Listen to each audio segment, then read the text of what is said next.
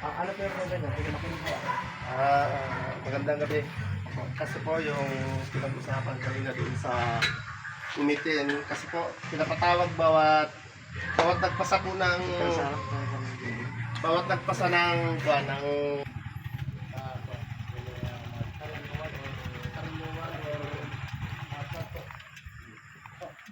Ngayon po tuloy nakita kami. Isa lang gusto ko pong marinig sa inyo. Lahat pa legal na gusto mong maghanap buhay, magbuhay ng pamilya.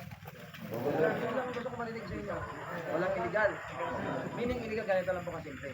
Kayo pong mga lehitimong driver, may-ari or nakikipasadan na meron talagang on process, pinaproseso na yung papel, mayroong intention para magbayad at sumunod kung ano yung kautusan ng munisipyo sa ilalim po ng pamunuan ni Mayor Norman Ong, ni Vice Mayor Sapat, ng Sangguniang, wala tayong problema dyan.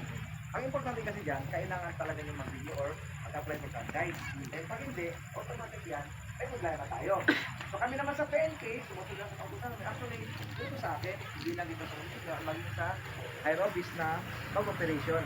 Operation, laban mo sa mga hindi ho nagsipag-renew ng mga franchise at the same time walang lisensya. So kayo namang mga alam naman namin, kami mga pulis kaibigan kami, hindi kami kalaban, okay? So gusto niyo mangyari, dapat meron kayong lisensya. Pangalawa, mag-renew kayo. Kung kayo on process na, nag-apply na kayo, okay na po yan, walang magiging problema. Ang ikaklaro lang natin, kailangan nyo talagang matapos yan. Dahil pag hindi, kawawa yung nag-process.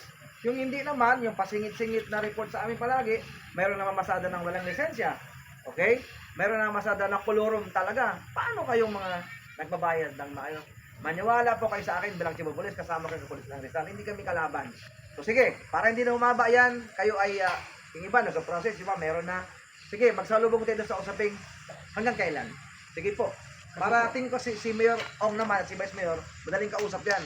Para din sa kapakanan yan, safety ka, meron kang mapil. Okay lang po, tingin ko okay lang yan. Hanggang kailan po, hanggang kailan. kasi po yung napag-usapan ko kanina sa committee ng Banbo. Hanggang katapusan po, sa ulo, kung halimbawa, yun na yung kung Huli. wala kang papel, Hulihan na. huli ka talaga. Wala kang ipapakitang franchise. Oh, At ang masaman po doon kuya ay franchise na mismo or process pa din? franchise po. Wala na yung process. Maliwanag ha? Wala na yun po Okay tayo doon. sa committee kahapon. Sige po, hindi tayo kontrabida para dyan. Tulungan pa namin kayo. Walang problema. So meron pa kayo natitirang halos 2 linggo. Di ba? Oh, baka may tanong. Para kayo pala magtanong na kayo. Sige po, okay ako doon kuya.